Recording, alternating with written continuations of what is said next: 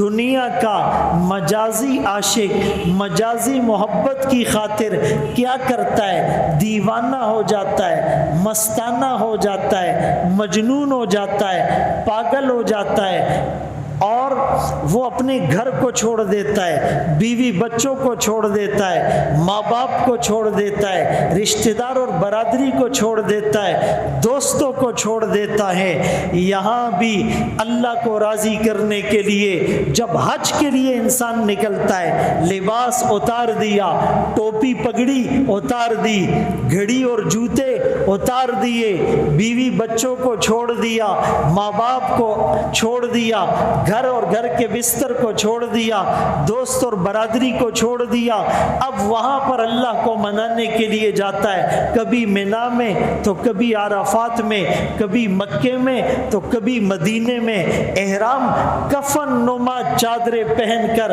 کھانا ملا تو بھی ٹھیک، نہیں ملا تو بھی ٹھیک، اور کبھی فٹ پاتھ پر سوتا ہے اور دھوپ کو برداشت کرتا ہے۔ یہ کلندرانہ، یہ عاشقانہ، یہ ہمدردانہ، یہ محسنانہ، یہ والہانہ، یہ محبانہ، یہ مخلصانہ، یہ عاجزانہ، یہ دردمندانہ، اس محبت کے ساتھ، یعنی جو آخری سٹیج ہوتا ہے، جو ڈسینڈنگ پوائنٹ ہوتا ہے، جو بالکل پیک پر آدمی جاتا ہے اللہ کو منانے کے لیے، وہ عبادت حج کی عبادت ہے۔ تو یہ تو ہیں اگر آپ حج کو عشق و مستی کا سفر کہیں۔ عشق اور مستی میں آدمی ساری باؤنڈریز پار کر جاتا ہے، ساری حدیں کراس کر جاتا ہے، ساری لیمٹس کو ختم کر دیتا ہے، کوئی رکاوٹ پھر سامنے نہیں آتی۔ اور آوازوں کی بات ہے، ابراہیم علیہ السلام نے آواز لگائی، لوحوں نے، روحوں نے، ماں کے پیٹ میں، عالم ارواح میں، گاؤں میں، قریے میں، بستی میں، شہر میں، جنگل میں، چھوٹے نے، بڑے نے، مرد نے، عورت نے، اس وقت جو لبیک کہا تھا، اس لبیک کو آج پریکٹس میں لانے کے لیے جب حاجی وہاں جاتا ہے تو کیا کہتا ہے؟ لبیک اللہم لبیک لبیک لا شریک لک لبیک ان الحمد والنعمت لک والملک لا شریک لک۔ لاکھوں انسان، مرد بھی، عورتیں بھی، بچے بھی، بوڑھے بھی، جوان بھی، عالم بھی، مفتی بھی، مجاہد بھی، مبلغ بھی، نمازی بھی، ڈاکٹر بھی، انجینئر بھی، بادشاہ بھی، وزیر بھی، مشیر بھی، فقیر بھی، سب جب یہ نعرہ مستانہ لگاتے ہیں اور یہ تلبیہ، یہ آواز اوپر جاتی ہے، اللہ عذاب کو ٹال دیتے ہیں اور اللہ فرشتوں کو کہتے ہیں دیکھو یہی وہ میرے بندے ہیں جن کی خلقت پر آپ نے اعتراض کیا تھا۔ تو اس فلسفے کے ساتھ ہم حج کو کریں، ہم عمرے پر جائیں، زندگی تبدیل ہو جائے۔ لوگوں نے 8-10 حج کیے، ان کو پتہ ہی نہیں ہے حج کیا ہے، فلسفہ کیا ہے، احکام کیا ہے، مقصد کیا ہے، ملا کیا، لیا کیا، کچھ پتہ نہیں۔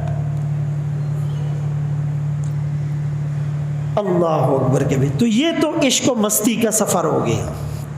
اور دوسرا جو میں نے پیراڈائم اور زاویہ بتایا کہ مرنے سے پہلے مر جانا، بھئی مرنا تو سب نے ہے، جب مریں گے تو کیا ہوگا؟ بستر چھوڑنا پڑے گا، گھر چھوڑنا پڑے گا، بیوی بچوں کو چھوڑنا پڑے گا، ماں باپ کو چھوڑنا پڑے گا، رشتہ داروں کو چھوڑنا پڑے گا، ڈیوٹی کو چھوڑنا پڑے گا۔ حج میں بھی تو یہی ہو رہا ہے۔ پھر مرنے کے بعد کفن پہنایا جائے گا یا احرام پہنایا جا رہا ہے؟ مرنے کے بعد گھڑی اتر گئی، جوتے اتر گئے، پگڑی اتر گئی۔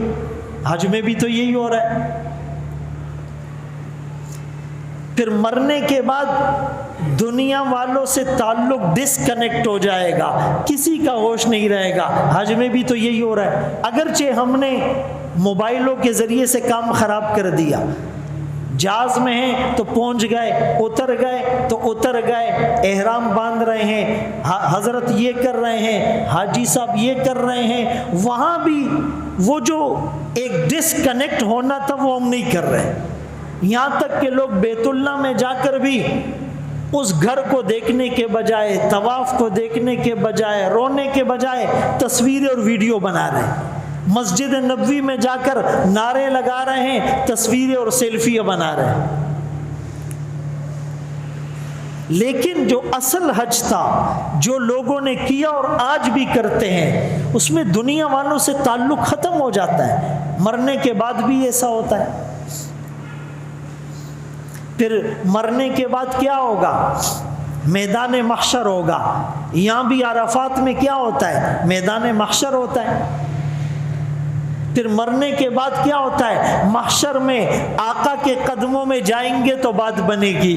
حج میں کیا ہوتا ہے؟ حج سے فارغ ہونے کے بعد روضہ رسول پر آقا کے قدموں میں جائیں گے تو بات بنے گی. تیری معراج کہ تو لوح و قلم تک پہنچا، میری معراج کہ میں تیرے قدم تک پہنچا.